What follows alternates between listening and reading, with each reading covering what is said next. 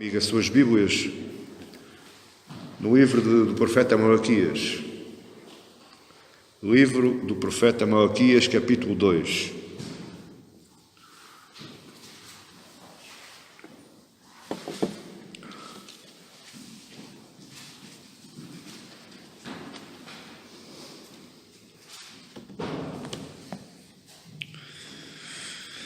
Livro do profeta Malaquias, capítulo 2, versos 10 ao 16. Pois, por favor, não feche a sua Bíblia e acompanhe, confira comigo tudo aquilo que for falado. Malaquias 2, 10 a 16 diz assim: Não temos nós todos o mesmo Pai? Não nos criou o mesmo Deus? Porque seremos desleais uns para com os outros, profanando a aliança dos nossos pais. Judá tem sido desleal e abominação, e se tem cometido em Israel e em Jerusalém. Porque Judá profanou o santuário do Senhor, o qual ele ama, e se casou com a adoradora de deuses estranhos. O Senhor iluminará das tendas de Jacó o homem que fizer tal, seja quem for, e o que apresenta ofertas ao Senhor dos Exércitos. Ainda fazeis isto, cobris o altar do Senhor com lágrimas, de choro e gemidos, de sorte que ele já não olha para a oferta, nem a aceita com prazer da vossa mão. E perguntais, porquê? Porque o Senhor foi testemunha da aliança entre ti e a mulher da tua mocidade, com a qual tu foste desleal, sendo ela a tua companheira e a mulher da tua aliança. Não fez o Senhor mesmo, que havendo nele um pouco de espírito, e porque somente ele buscava a descendência que prometera. Portanto, cuidai de vós mesmos, e ninguém seja infiel para com a mulher da sua mocidade, porque o Senhor Deus de Israel diz que odeia o repúdio, e também aquele que cobre de violência as suas vestes, diz o Senhor dos Exércitos. Portanto, cuidai de vós mesmos e não sejais infiéis. Até aqui a palavra do Senhor. E eu com este texto queria abrir mais um tema do nosso estudo sobre o livro do profeta Malaquias, que tem por base o lema do culto que agrada a Deus. E o tema de hoje é: cultuar a Deus exige vida pessoal e moral reta. Cultuar a Deus exige vida pessoal e moral reta. Malaquias está aqui de frente a um problema. E muitas vezes eu ouço dizer que o culto a Deus que é estrito a este lugar. Ou, por outras palavras, cultuar a Deus é somente dentro das igrejas, dentro dos templos, dentro das catedrais. E ao longo deste estudo de Malaquias eu tenho analisado para comigo, e eu sou o primeiro a aprender, porque eu estou estudando e escrevendo e estou pregando para mim, e aqui eu estou pregando para vós e para mim também. E eu tenho analisado e entendido que o culto a Deus, ele engloba todas as áreas da minha vida. E por isso, mais uma vez afirmo, como afirmei logo no princípio, o livro de Malaquias é o livro da sua e da minha vida. O livro de Malaquias me ensina a estar perante e com Deus. O livro de Malaquias me ensina a louvar e adorar a Deus, não só dentro do culto, dentro da igreja, no período litúrgico, mas também em todas as áreas e momentos e horas da minha vida. Deus busca com ênfase a fidelidade do seu povo. Por outras palavras, o alvo, o objetivo de Deus é a nossa fidelidade para com Ele. Você entendeu o que eu disse? E dois aspectos aqui estão ligados ao culto. E tanto no Antigo Testamento, como no Novo Testamento, como nos dias de hoje. O que está passando aqui, o que Malaquias está agora, o problema que Malaquias tem em mãos, ele aconteceu lá e ele acontece hoje. Lá aconteceu de uma forma, hoje acontece de uma outra forma. E o problema é a pureza e a identidade do povo de Deus.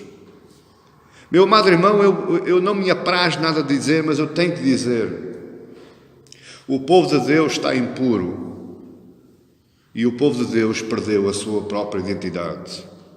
Por outras palavras, a minha santificação está em causa e eu já não sei mais quem eu sou perante o Deus, Criador de todas as coisas. Muitos andam assim. Muitos andam assim. E nós vemos que Deus deseja ser cultuado e adorado. Esse é o propósito de Deus para as nossas vidas. Mas Ele não quer ser cultuado e adorado de qualquer forma, de qualquer jeito. Ele deseja ser cultuado e adorado por verdadeiros crentes, por pessoas que de facto sejam seus filhos e filhas, vivendo vidas santas. E quando eu falo aqui vidas santas, eu não estou canalizando estas palavras já para os mosteiros dos jesuítas, em que eles se trancavam nas celas e nos quartos para que não houvesse contacto com o mundo exterior. Não, não é nada disso, meu amado irmão. Você pode e deve ter contacto com o mundo exterior, mas calculando os seus passos, calculando o trajeto da sua vida. Este é um ponto que nós vemos apresentado e explicitado em várias maneiras no Antigo Testamento e no Novo Testamento. Aqui estamos perante os casamentos mistos e os divórcios sem causa. Eu, na parte dos divórcios sem causa, eu não vou aprofundar muito, porque nós sabemos que um divórcio é prejudicial. O divórcio é prejudicial para a mulher, o divórcio é prejudicial para o homem, o divórcio é prejudicial para a sociedade, porque a instituição primária de uma sociedade é uma família. A família consegue construir ou destruir uma sociedade. Uma nação, se não tiver famílias, ela não é nação. Ela é um aglomerado, é uma comunidade de homens ou de mulheres. Não pode ser uma nação, porque uma nação é constituída por famílias. Uma igreja só é igreja quando há família. Você está entendendo? Então o divórcio é prejudicial, seja lá ele por que motivo for. Aliás, a Bíblia condena o divórcio.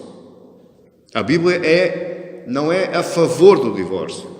Ela só nos dá 2 motivos para divórcio: ou por adultério, ou porque um é crente, o outro não é e não se dão. São esses os 2 únicos motivos que a Bíblia dá para um divórcio. Mas, em acontecendo, acontece, está mal, mas aconteceu. Portanto, eu não quero ir para o lado do divórcio por casos banais, ou porque eu já não amo, ou porque as nossas mentalidades não são compatíveis, há incompatibilidade de ideias, tudo isso que nós ouvimos no dia-a-dia. Eu quero ir para os casamentos mistos. E nos casamentos mistos, aquilo que aconteceu em Israel, muitas vezes acontece na nossa vida. Aqui, os casamentos mistos foi quando os israelitas começaram a casar, a escolher mulheres pagãs, mulheres que não pertenciam à nação de Israel. E o que é que acontecia então?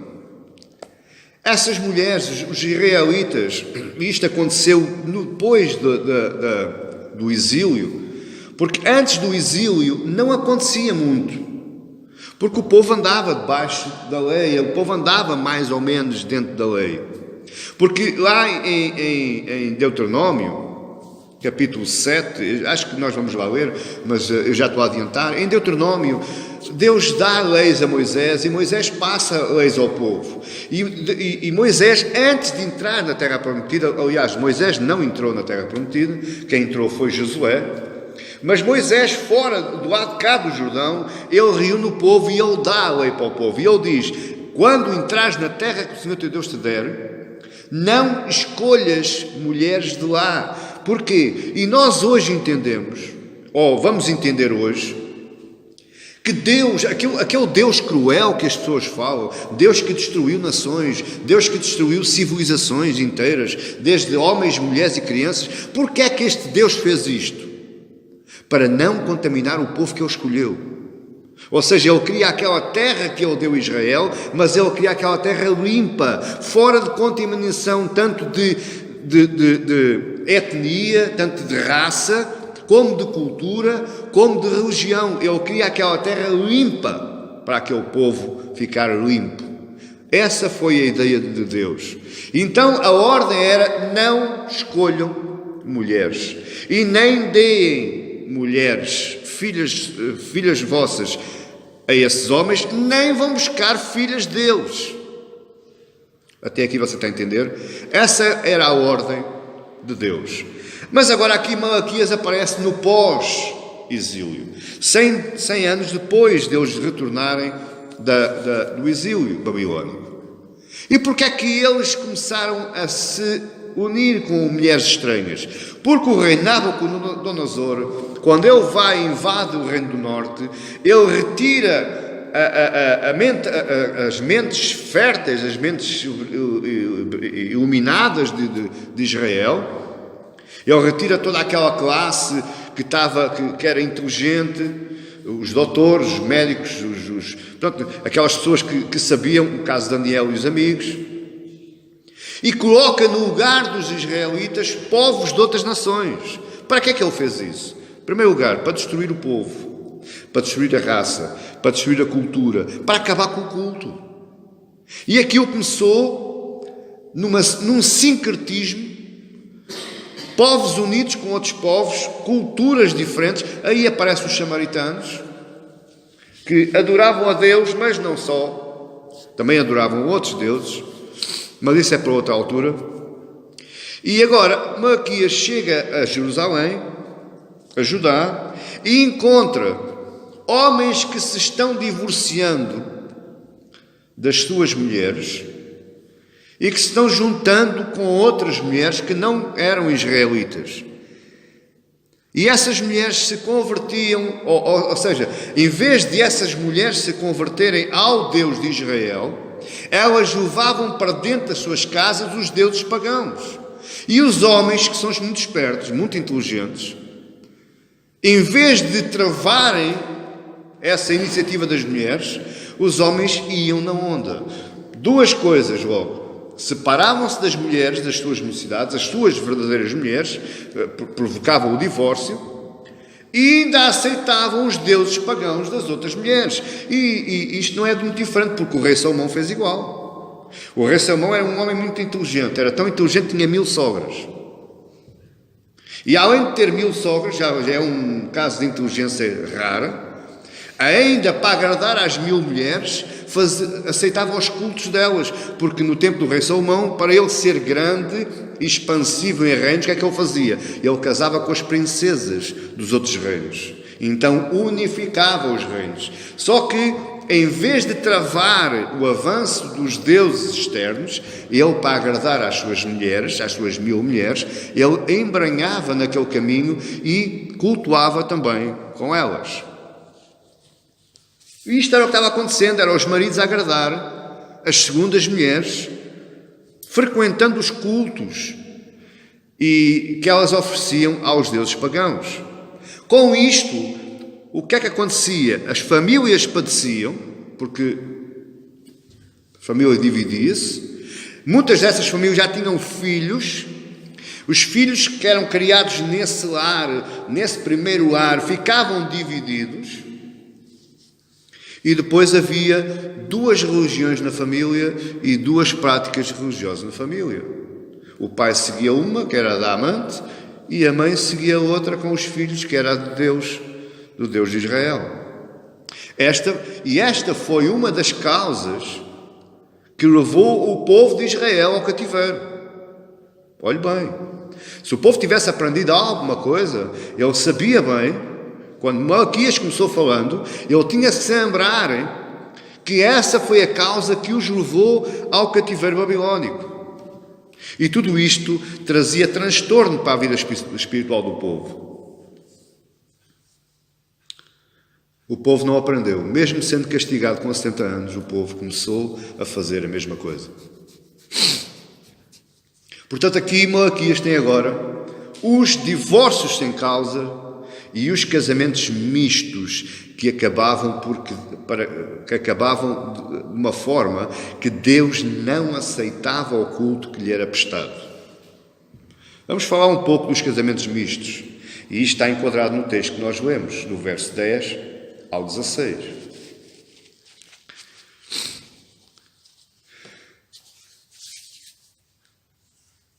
Verso 10. Ele começa dizendo: não temos nós o mesmo Pai? Não nos criou o mesmo Deus? Então, por que seremos desleais uns para com os outros, profanando a aliança dos nossos pais? Eu fui pesquisar esta passagem da aliança dos nossos pais, porque causou-me curiosidade. Que aliança é esta? O que é que Malaquias estava aqui dizendo com a aliança dos nossos pais? Porque ele diz aí, depois no verso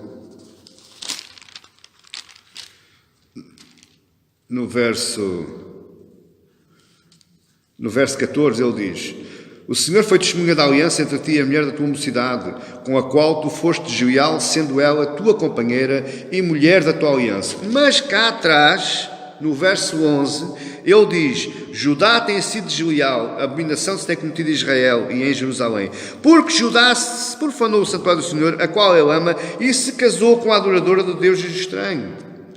Ora, aqui temos duas alianças. Na verdade, quando ele fala profanar a aliança dos nossos pais, nós aqui temos duas alianças. Quais são, pastor? Eu vou explicar.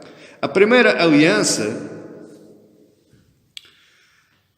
é que naquele tempo os casamentos eram mais ou menos preparados, eram combinados. Ou seja, o pai tinha uma filha casadora, já na idade de casar, ou muitas vezes ainda em criança já era prometida, era só deixar crescer, para depois quando chegasse àquela idade casavam, ou então o pai do rapaz já tinha interesse em unificar famílias e ia falar com o pai da moça e dizer: olha, o meu filho está interessado, porque não era o filho que pedia em casamento, eram os pais que pediam em casamento. Por isso é que era a aliança dos pais. Mas isso era feito na presença dos dois cônjuges, dos noivos, na presença do moço e da presença da moça.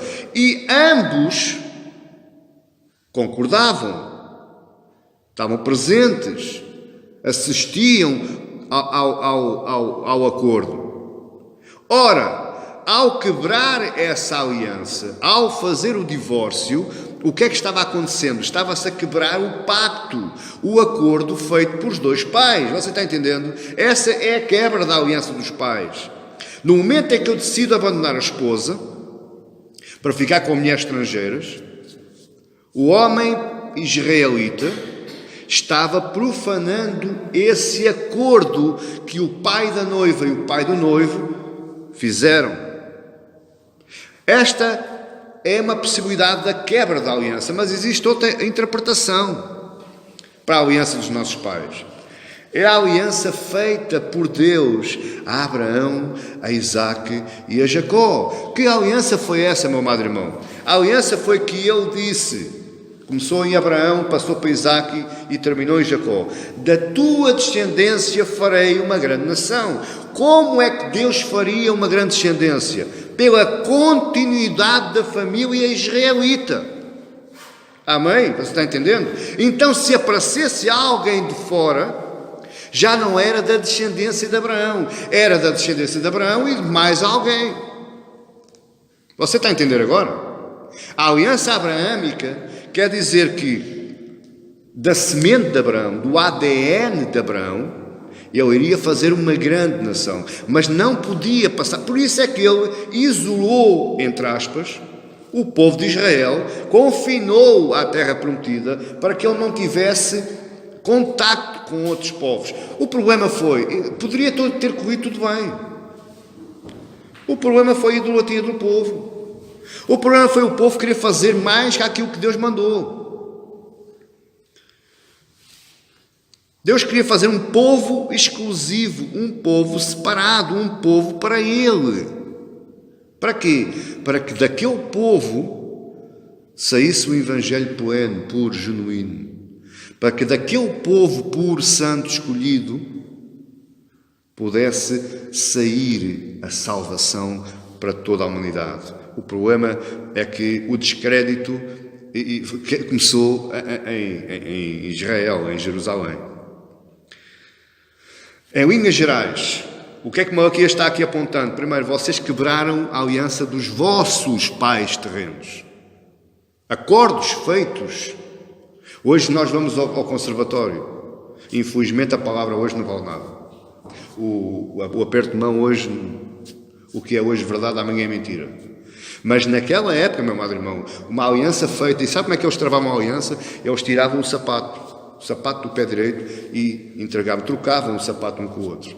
Essa era o acordo, fechavam o acordo, e esse acordo nunca mais podia ser quebrado. Pensavam eles. Então, em linhas gerais, Malaquias está dizendo, vocês quebraram o acordo com a aliança dos vossos pais terrenos, mas também quebraram a aliança dos vossos pais espirituais, Abraão, Isaque e Jacó. Em segundo lugar, Malaquias vai apontar também o facto das mulheres com quem os israelitas tinham casado. Porquê? Porque elas eram mulheres, eram filhas do mesmo Deus e foram criadas pelo mesmo Pai. Ou seja, estes homens quebravam uma quantidade de alianças. Elas quebravam a aliança de sangue, eles quebravam a aliança do acordo dos pais e eles quebravam a aliança do acordo entre Deus e Abraão. E mediante isto tudo, o cenário que Malaquias encontrou, ele pergunta, não temos nós todos o mesmo Pai? Não nos criou todos o mesmo Deus? Então, por que seremos desleais uns para com os outros, profanando a aliança dos vossos pais? Porque ele diz assim, porque é que vocês estão sendo desleais? Porque é que vocês estão traindo e abandonando a mulher da vossa mocidade? A mulher que Deus deu para vocês para continuarem a aliança que ele tinha com Abraão. Mas ele agora no verso 11, ele vai direto ao ponto. Porque nós estamos a falar de culto, meu amado irmão. E eu vou lhe dizer uma coisa, por experiência própria, eu já vi divórcios dentro da igreja que afetam o culto.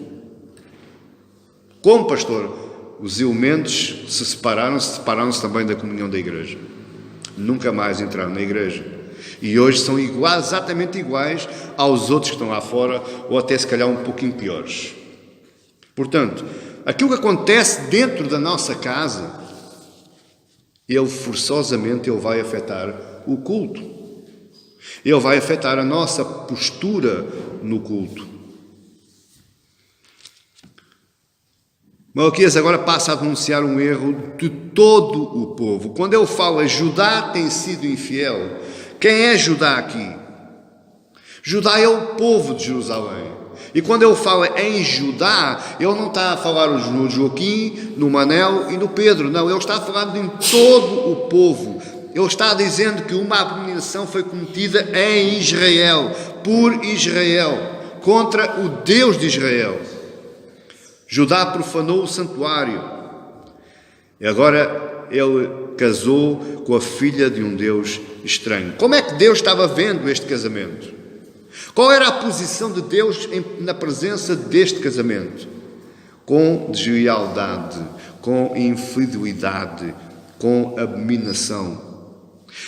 O profeta, eu agora não sei dizer de cabeça, também não posso saber tudo, não é? Mas Deus mandou um profeta casar com uma prostituta.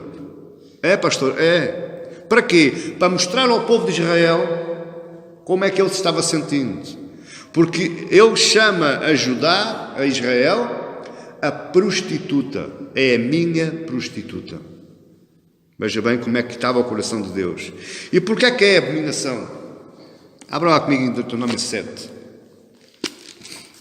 Você já sabe que hoje a mensagem demora mais um bocadinho, porque estes temas, mas com a graça de Deus a gente chega lá. Deuteronômio 7.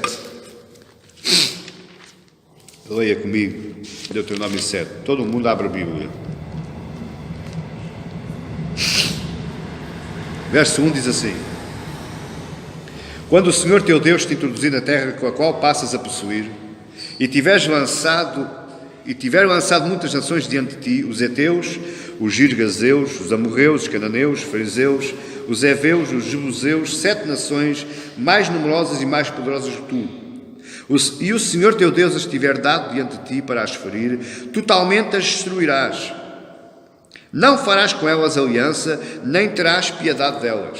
Nem contrairás matrimónio com os filhos dessas nações, não darás tuas filhas a seus filhos, nem tomarás as suas filhas para teus filhos. Pois elas fariam desviar teus filhos de mim, para que servissem a outros deuses, e a ira do Senhor se acenderia contra vós outros, e depressa vos destruiria. Porém, assim lhes fareis: derribareis os seus altares, quebrareis as suas colunas, cortareis os seus postes ídolos, queimareis as suas imagens de escultura, porque tu és povo santo ao Senhor teu Deus. O Senhor teu Deus te escolheu para que lhe fosses o seu povo próprio, e todos os povos que há sobre a terra.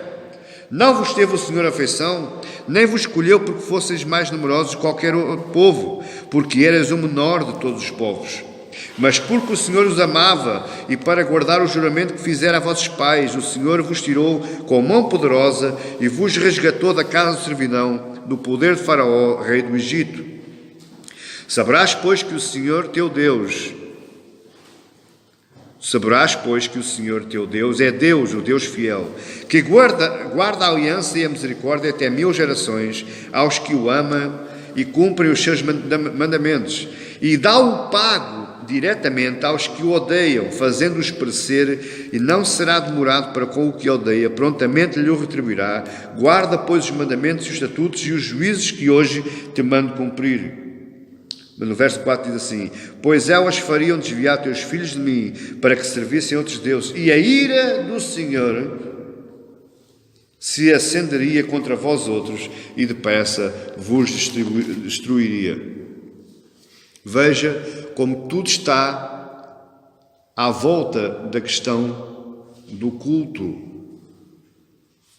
Malaquias está aqui afirmando que eles profanaram o santuário, profanaram o culto a Deus.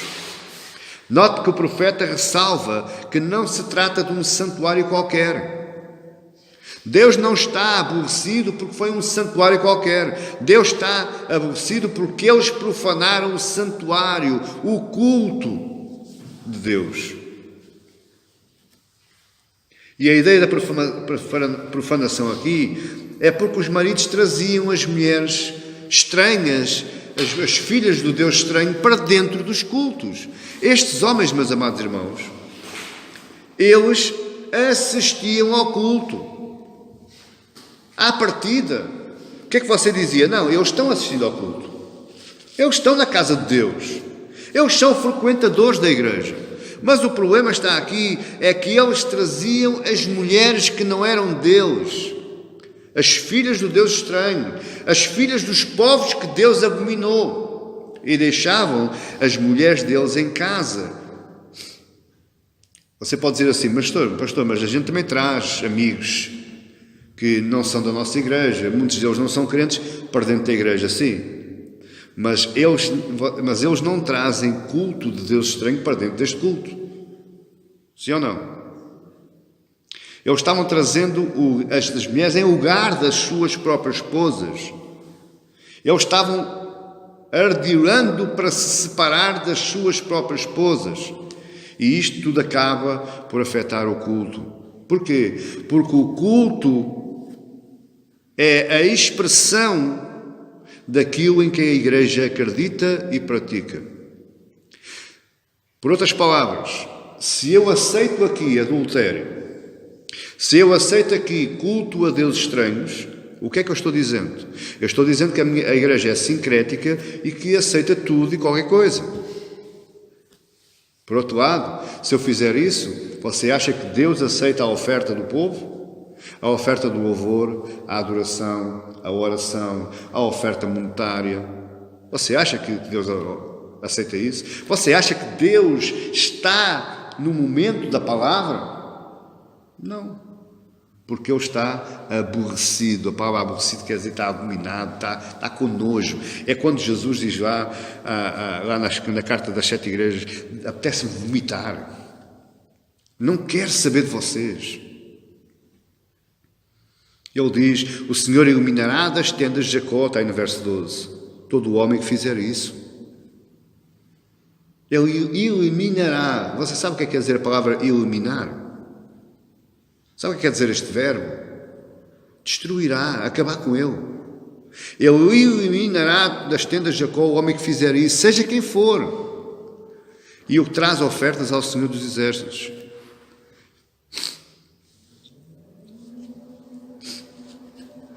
Até pode ser alguém que traz regularmente as ofertas.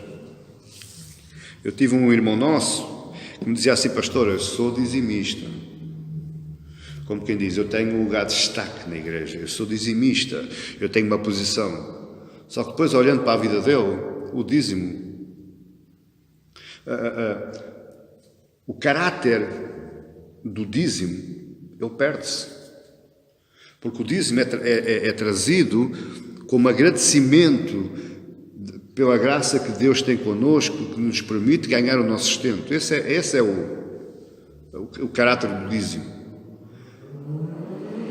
Mas se eu trago o dízimo desta forma, para já trago o dízimo de forma arrogante, e depois a minha vida lá fora não está enquadrada com aquilo, com o mandamento de Deus, o dízimo deixa de ter caráter. Amém, igreja? Deus não aceita isso. Aí no verso 13 diz, veja que eles chegavam ao ponto, a hipocrisia deles, olha a hipocrisia deles, verso 13, ainda fazes isto, quer dizer, deturpas o meu culto, profanas o meu culto, divorcias-te por dar cá aquela palha, trocas a tua mulher, a tua verdadeira mulher, por outras mulheres de deuses estranhos, de outros povos que eu não te autorizei, nem te concedi que fizesses, ainda fazes mais isto. O que é que eles faziam? Cobres o altar do Senhor com lágrimas. Eles choravam ao altar de Deus, de choro e de gemidos, Senhor com lágrimas, de sorte que Ele já não olha para a oferta, nem aceita prazer da vossa mão. Porque o que é que Ele está dizendo aqui? Podem chorar o que vocês quiserem,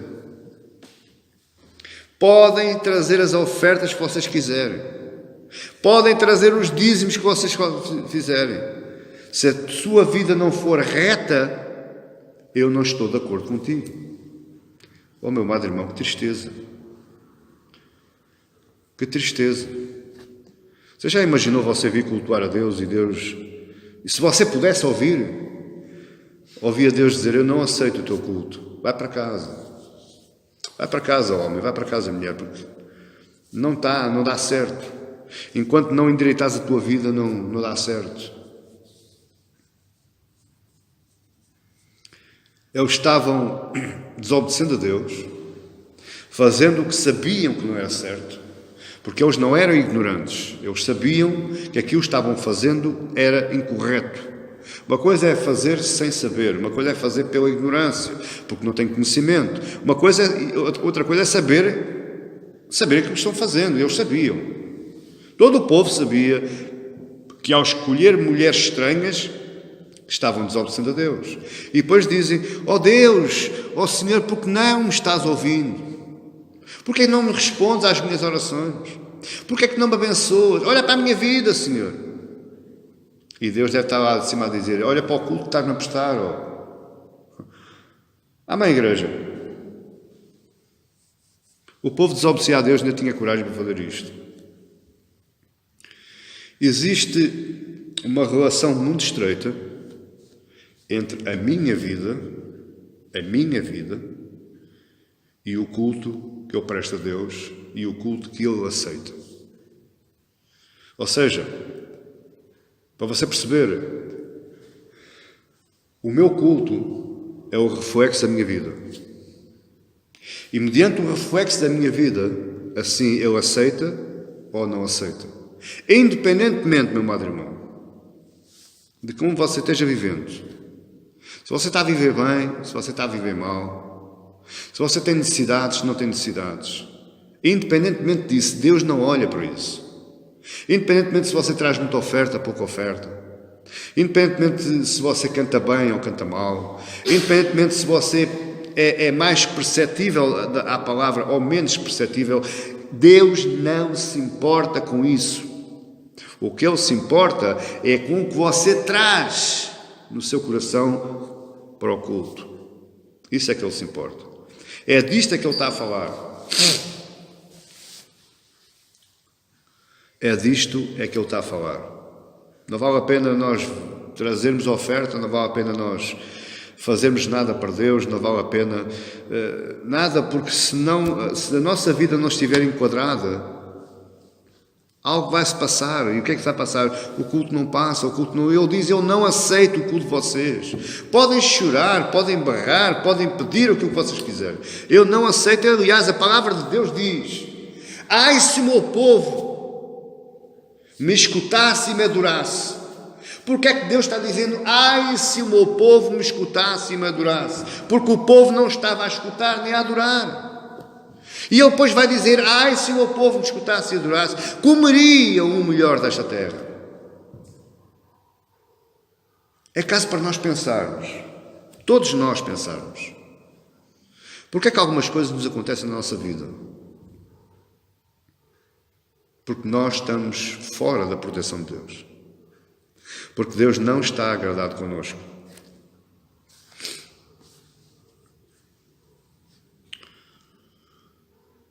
Mas você pode estar a perguntar assim, e então, pastor, porquê é que Deus não aceita o culto? Eu estou trazendo ofertas.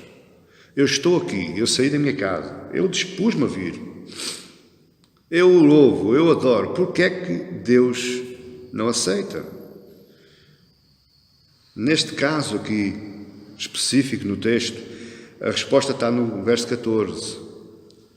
E perguntais porquê? Porque o Senhor foi testemunha da aliança entre ti e a mulher da tua mocidade, com a qual foste desleal, sendo ela a tua companheira e mulher da tua aliança. Agora pense comigo, amado irmão. Deus está falando aqui de casamento, sim ou não? Estamos de acordo? Ele está falando de casamento. Ele está dizendo que tu foste desleal com a mulher da tua mocidade. Ou seja, tu traíste, tu adulteraste, tu te separaste daquela que era a tua mulher, aquela mulher que eu te dei. Agora vamos transpor isto para a igreja.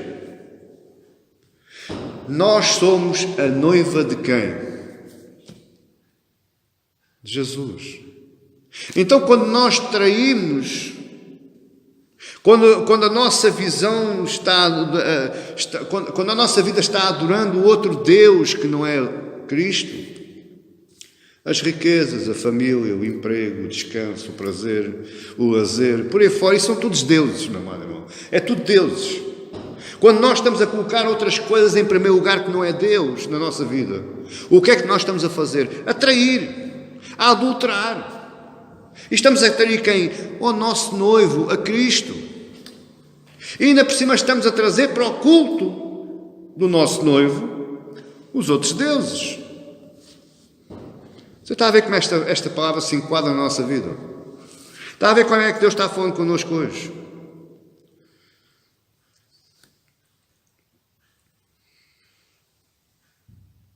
Deus foi testemunha do nosso casamento, sabia? Deus testemunhou o nosso casamento entre nós e Cristo. Deus firmou a aliança entre nós e Cristo, através do sangue vertido. Então pense bem, pense comigo. Faça esta pergunta para si: será que eu estou cultuando? Será que a minha vida está a ser a expressão? Será que eu estou vivendo a expressão da aliança que Deus firmou. Foi Ele que escolheu a noiva, meu amado irmão, você sabe. Ele vos elegeu e predestinou antes da fundação dos tempos, dos mundos. Foi Deus que escolheu a noiva para o filho.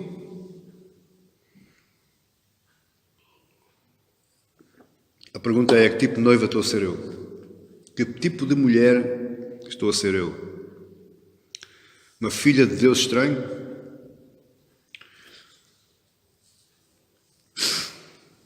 Se a instituição casamento, propriamente dita,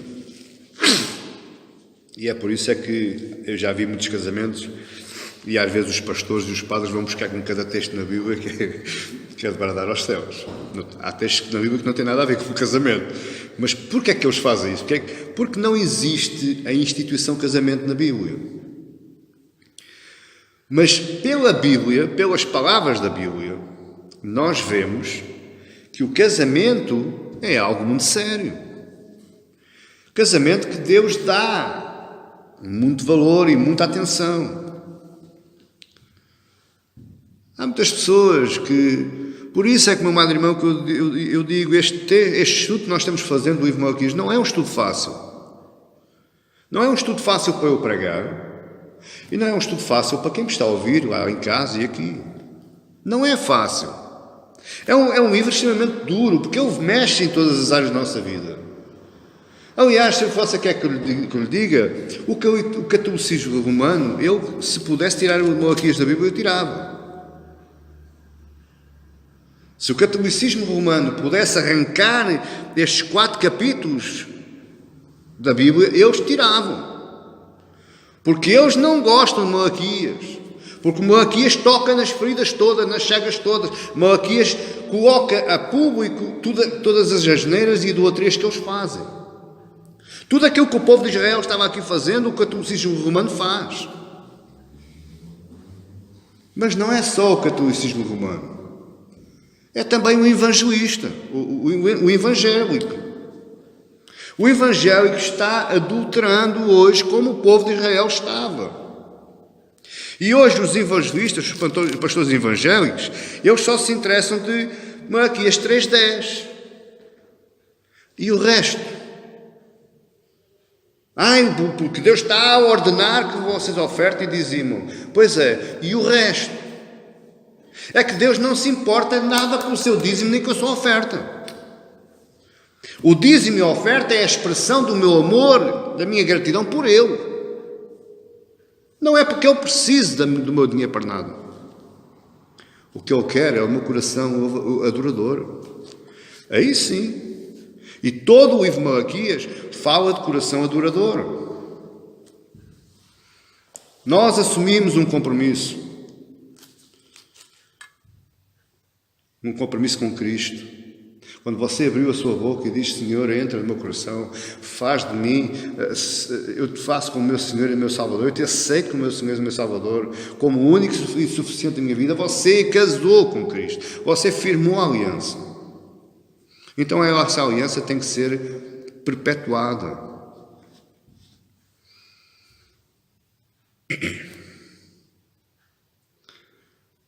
O objetivo de Malaquias neste texto tem 2 objetivos. Em primeiro lugar, preservar a unidade da família. Quanto mais unida a família for, melhor é a igreja. Sem dúvida nenhuma.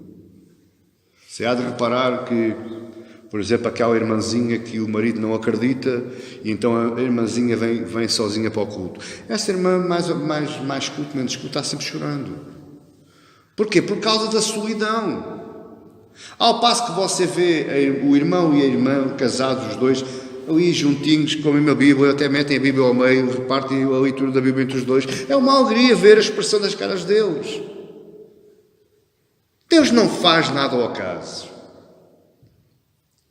Deus não trabalha pelo acaso, pelas coincidências. Não, o propósito de Deus, ele explica-se pela expressão da vida das pessoas. E onde é que nós vemos isso? No culto público. No culto público, nota-se isso. Também se nota muitas vezes quando os casais vêm enchanfonados, zangados um com o outro e estão na igreja e dão um beijinho só para que... Mas nota-se. Nota-se. Quem já tem experiência nessas coisas, nota-se bem. Não passa nada despercebido. O terceiro motivo porque Deus odeia o divórcio é porque Ele odeia mesmo. Não tem meio termo. No verso 16 diz: porque o Senhor Deus de Israel diz que odeia o repúdio. A palavra repúdio aqui dá a ideia de desprezo, ou seja, o divórcio, a palavra divórcio quer dizer repudiar, desprezar, mandar embora. Assim como a palavra despedir é igual. Mas veja bem que Deus diz, porque onde é que eu ia? Verso 16. Porque o Senhor Deus de Israel diz que odeia o repúdio e também aquele que cobre de violência as suas vestes. As vestes aqui significa a pureza do casamento. E a pureza do casamento fica manchada pela violência. A violência aqui pode não ser do homem malhar na mulher. Existem vários tipos de violência. Palavras, atitudes, desprezo, ignorar, não manter, deixar a casa passar fome, não haver mantimento. Tudo isso é manchar as vestes da pureza do casamento. Este, meu amado irmão, é o único texto na Bíblia. Isto é para você, para o seu conhecimento e para você poder falar com alguns sábios da Bíblia. Este é o único texto da Bíblia em que Deus se manifesta em relação ao divórcio e ao repúdio da mulher pelo homem ou do homem para a mulher. E é o único texto na Bíblia, é o único versículo em que ele diz que odeia. E olha uma coisa, meu amado irmão. Se o ódio humano é mau, agora imagine o Deus Criador. Ele diz que odeia.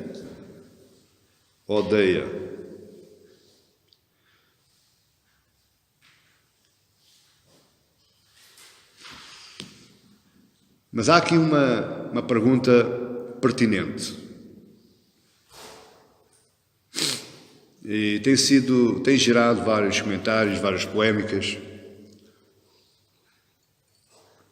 E eu vou aproveitar para inserir esta pergunta neste contexto, porque estamos a falar de divórcios, estamos a falar de casamentos, estamos a falar de repudiar o cônjuge.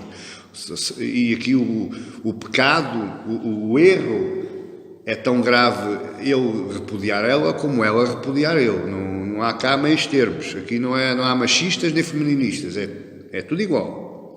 Porque diz a Bíblia que são feitos um. Deus os uniu e Deus fez uma só carne. Entenda. Quando Deus olha para um casal, num casamento, Ele não vê dois. Ele vê um. Amém? Mas a pergunta pertinente é esta. O divórcio é um pecado imperdoável?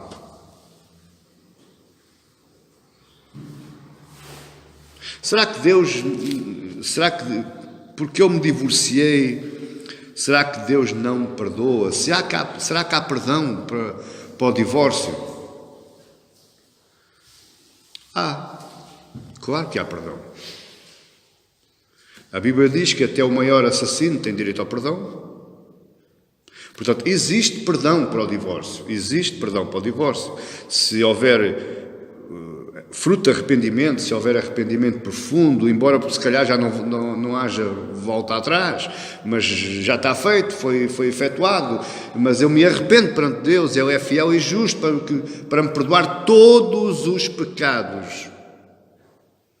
E 1 João não diz, não classifica pecados, como alguns querem classificar. João diz, ele é fiel e justo para me perdoar todos os pecados. Portanto, Deus perdoa todos os pecados, todos. Porém, o divórcio é nocivo para a igreja, ou seja, o divórcio destrói a igreja. O divórcio destrói os próprios indivíduos, porque ninguém se divorcia e fica alegre. Não, o divórcio causa moça, causa mágoa, causa tristeza, causa dor, causa decepção. O divórcio não é algo que passe ao lado. Ficámos bem, ficámos amigos. Isso é tudo treta. É tudo conversa.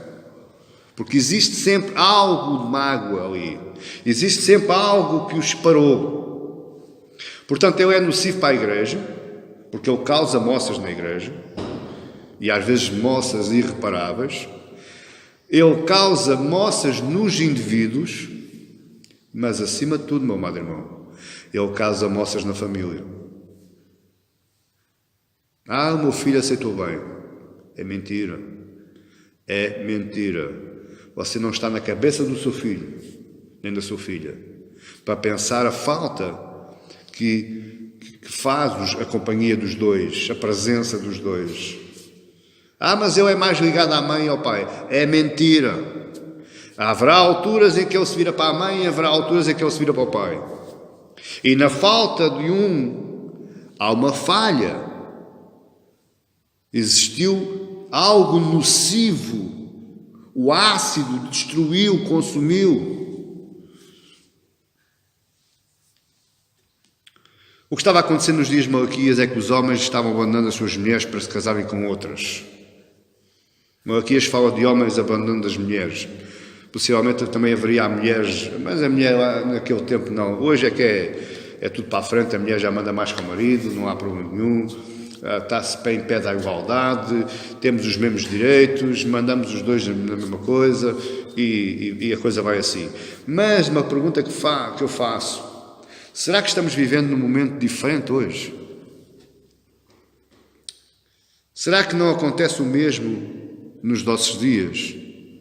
Eu atrevo a responder algo drástico, se calhar até pior ainda. Se calhar, meu amado irmão, certos cultos em certos lugares estão piores do que estavam aqui. Porque Deus aqui ainda enviou o profeta Malaquias. Olha, vai lá e fala aqui ao povo. Mas hoje, meu amado irmão, ele já não vai enviar mais profeta nenhum. Ele hoje ausenta-se. Ele hoje ausenta-se. Mas Deus é omnipresente, Ele está em todo lugar. Ele pode estar aqui, mas não se manifestar aqui. Você entende a diferença? Uma coisa é Ele se manifestar no lugar.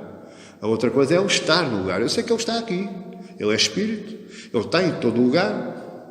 Agora, a presença dEle, a manifestação em glória dEle, é que pode estar ou não pode estar. Depende do agrado dele. Hoje é fácil, a mulher cansa-se, vai embora, o marido cansa-se, vai embora. Incompatibilidade de géneros, incompatibilidade cultural. Mas tudo, meu amado irmão, pode ser resolvido. Tudo pode ser resolvido. O que é que Deus quer dizer que não sejais infiéis? Final do verso 16. Não sejais infiéis. Por 2 vezes, Deus diz para cuidarem de si mesmos, para não serem infiéis. Veja aí no final do verso 15. Portanto, cuidai de vós mesmos, ninguém seja infiel. No final do verso 15. Cuidai de vós mesmos, ninguém seja infiel.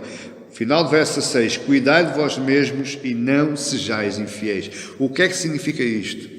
Significa que nós devemos vigiar o nosso coração, nós devemos vigiar os nossos olhos, nós devemos vigiar a nossa mente, nós devemos obedecer à palavra de Deus, nós devemos seguir aquilo que ela manda.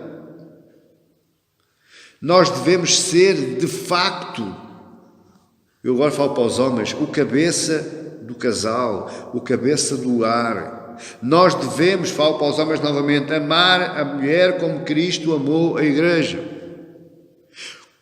Quando o marido tem estas duas falhas, geralmente há divórcio. Não assumir o seu papel enquanto macho, enquanto aquele que veste calças, embora a mulher vista calças, mas as calças dele são maiores. Portanto, tem que assumir o papel de macho, o cabeça do lar conforme foi instituído. E em segundo lugar, amar e cuidar da mulher como Cristo amou a igreja, geralmente há problemas. Geralmente. É muito difícil, a não ser que eles façam um pacto. É tu lá e eu cá. Pronto, não há problema nenhum, está-se bem, é um pacto silencioso. Se os homens cuidassem de si mesmos, muitas coisas, muitos problemas seriam resolvidos e muitas situações eram diferentes. Olha o que eu fui buscar. Antigamente as estatísticas de separação de casais, crentes e não crentes, eram diferentes. Ou seja, em cada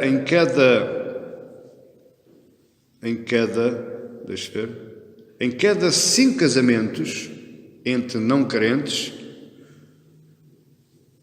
perdão, em cada 5 casamentos não crentes, estou bem, 3 acabavam em divórcio. E apenas 1 acabava em divórcio no caso dos crentes. Ou seja, 5 casamentos crentes, 3 acabavam em divórcio. 5 casamentos não crentes, 3 acabavam em divórcio. 5 casamentos crentes, 1 acabava em divórcio. Hoje, meu amado irmão, a estatística está alterada. Sabe porquê? Em cada 5 casamentos descrentes, 3 acabam em divórcio. Em cada 5 casamentos crentes, 3 acabam em divórcio. Veja bem como é que está a nossa sociedade. Infelizmente, as estatísticas são quase iguais, tanto para os crentes como para os descrentes. Porquê? Porque não estão ouvindo a palavra que diz respeito à família, à casa, ao lar e ao divórcio. Ah, pastor, mas você não sabe, a mulher que Deus me deu, gorda. E você não sabe que a beleza não está no exterior, está no interior? Você não sabe que no caráter não está nas curvas? O caráter está na pessoa em si, está no interior da pessoa. E se Deus escolheu, algo ele viu que tinha que ser trabalhado em si. Amém, igreja? Está a compreender? Vamos partir para o final com conclusões e aplicações. E nós temos 3 lições para tirar desta passagem. E todas elas têm relação com o culto a Deus. E poderíamos começar falando do cuidado de Deus pela identidade do seu povo. Você tem que começar a cuidar da sua identidade. É exatamente igual quando você começa a olhar para o cartão de cidadão e vê que o prazo de validade está a passar, você vai correr renovar-se ou não. Então renove hoje a sua identidade com Deus. Saiba quem você é, saiba para onde é que você vai, saiba quem é que o resgatou, quem é que o escolheu, quem é que o predestinou. Saiba, meu amado irmão, quem é o Deus que você está adorando e quem é o Deus que você está obedecendo. Ele deseja ser adorado, sim, mas por pessoas que o conheçam, por pessoas que tenham intimidade e que o tenham no coração. É a preocupação de Deus, meu amado irmão. É a preocupação de Deus que a adoração do povo, a devoção do povo, a entrega do povo não seja diluída através de casamentos mistos. E agora, quando estou falando aqui de casamentos, não é esses casamentos que você está pensando. É você estar-se a casar com as coisas materiais, com as coisas do mundo. Você está trazendo as coisas do mundo para dentro da igreja, para dentro do culto. Você está casando com o emprego, você está casando com a academia escolar, você está casando com os canudos da universidade, você está casando com as contas bancárias, com os carros de topo de gama. Está a entender o que eu estou dizendo? Aquilo que estava acontecendo lá atrás está acontecendo hoje, com a gravidade, meu amado irmão. É que não existe 2 Malaquias para vir falar connosco. Mas está aqui o pastor João, por intermédio do Espírito Santo, a falar connosco. Algo tem que ser mudado, algo está mal.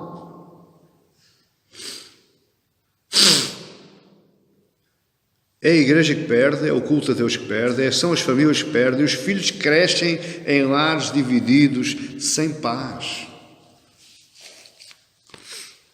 Como é que você hoje quer que a próxima geração seja uma geração fiel a Deus, se você não está sendo fiel?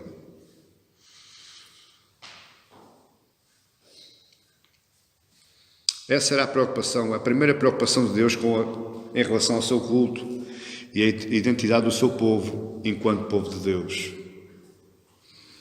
Por outro lado, não quer dizer que nós não possamos convidar os nossos amigos e amigas, sejam eles crentes ou não, para vir ao culto. Possivelmente eles não vêm para adorar a Deus, pois eles não têm o status de adoradores como nós temos. Pelo menos não ainda. Mas eles vêm para ouvir a palavra e nós temos que orar para que a palavra lhes toque o coração, para que eles sejam tocados pelo Espírito Santo. Mas nunca, meu amado irmão, nunca abra mão da sua identidade. Mas pastor, eu tenho que agradar, que é para eu a ver se o puxo. Não faça isso, porque você será caso que você seja puxado para fora. Em vez de o puxar para dentro, seja eu que o puxo para fora. Você tem que manter firmemente a sua identidade enquanto cristão e enquanto noiva de Cristo. É por causa disto ou seja, a segunda lição que eu tiro é que existe uma relação fundamental entre a minha vida pessoal, a minha vida moral e o culto que eu presto a Deus. E era por causa disso que Deus não estava aceitando o culto dos israelitas. Eles estavam levando uma vida imoral, pensavam que estavam a fazer tudo bem. Ainda mais tinham a grande lata, a grande coragem de estarem mal, saberem que estavam fazendo mal, e ainda iam chorar e lamentar-se para o altar e perguntar a Deus: porquê que não me ouves? Porquê que não me abençoas? Porquê que não aceitas as minhas ofertas? E Deus estava dizendo: não aceito, porque vocês estão sendo infiéis. Vocês não estão obedecendo à minha palavra. Eu não posso aceitar um culto desses. Eu não sou um Deus qualquer para aceitar tudo aquilo que me querem trazer. Portanto, amado irmão, esta passagem, este tema que eu trouxe hoje, ele deixa bem claro um chamado ao nosso arrependimento.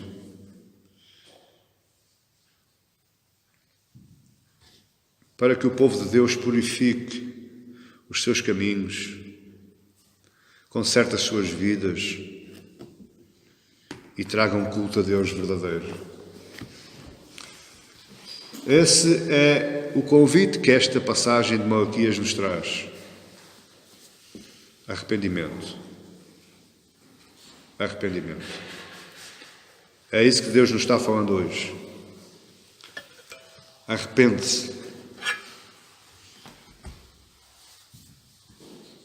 Arrepende-se. Amém, igreja? A minha oração é que nós tenhamos aprendido mais um pouco, mas que esta mensagem não sirva só de uma questão didática. Fiquei a conhecer mais um pouco da Bíblia, fiquei a conhecer mais um pouco da Palavra de Deus. Meu amado irmão, olhe para mim e tenha uma coisa de consciência. Quanto mais você aprender, menos desculpa tem. Já pensou nisso? O problema daquele povo é que eles sabiam. E porque eles sabiam, as desculpas deles eram menores. Não havia quase praticamente desculpa. Aliás, Deus diz: eu odeio isso. Então, o grande problema destes estudos é que nós ficamos a aprender mais. E ao aprendermos mais, temos mais responsabilidade. Menos desculpa. Então, amado irmão, arrependa-se perante Deus. Peça perdão a Deus. Peça ajuda a Ele na condução da sua vida, para que a sua vida ande dentro dos caminhos traçados e planeados somente por Ele, debaixo da condução do Senhor Santo Espírito. Seja aquilo que for que esteja mal na sua vida, não tenha medo de falar com Ele, nem fuja dele por causa de alguma coisa de mal que tiver a correr na sua vida, porque Ele é fiel e justo, e Ele é galardoador dos que o buscam, e Ele perdoa a todos os pecados. Amém, igreja? Que Deus vos abençoe em nome de Jesus.